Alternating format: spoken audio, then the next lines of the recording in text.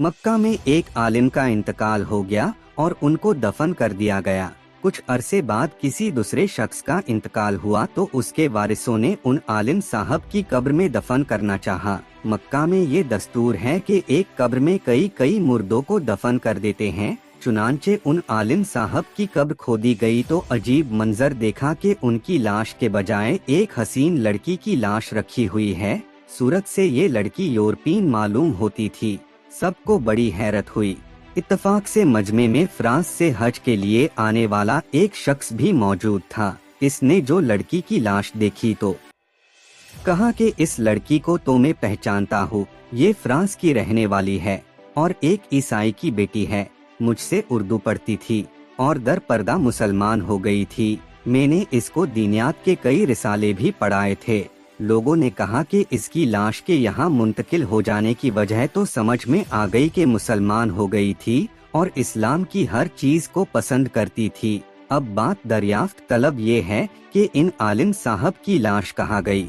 क्या ऐसा तो नहीं कि इनकी लाश किसी वजह से लड़की की कब्र में अल्लाह ताला ने पहुँचा दी हो। उन लोगों ने उस शख्स से कहा कि आप हज से वापस फ्रांस। इन दोनों ने फ्रांस जाकर लड़की के वालिदैन से सारा तज़किरा किया।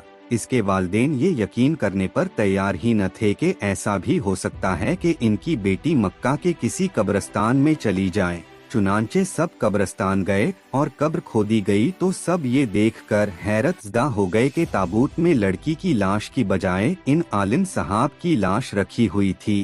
फ्रांस से इन लोगों ने मक्का खबर दी कि इस आलिम की लाश यहाँ लड़की की कब्र में मौजूद है।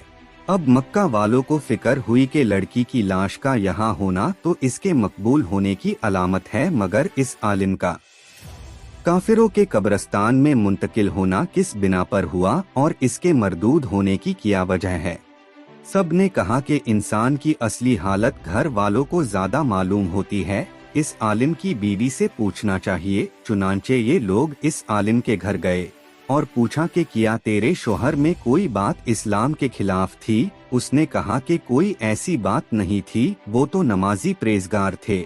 लोगों ने कहा सोच कर बताओ क्योंकि उनकी लाश मक्का से फ्रांस के कब्रिस्तान में मुंतकिल हो गई है। उनकी बीवी ने कहा कि हाँ, उनकी एक बात पर मैं अक्सर रंजिदा होती थी, वो ये कि जब वो मुझसे फरागत के बाद गुस्ल का इरादा करते तो यूँ कहते थे कि नसारा के मजहब में ये बात अच्छी है कि इनके यहाँ गुस्ले जनाबत फर्ज नहीं। लोगों ने कहा कि बस यही बात है, जिस कौम का तरीका वो पसंद करते थे अल्लाह पाक ने उन्हीं के कब्रिस्तान में उनको फेंक दिया।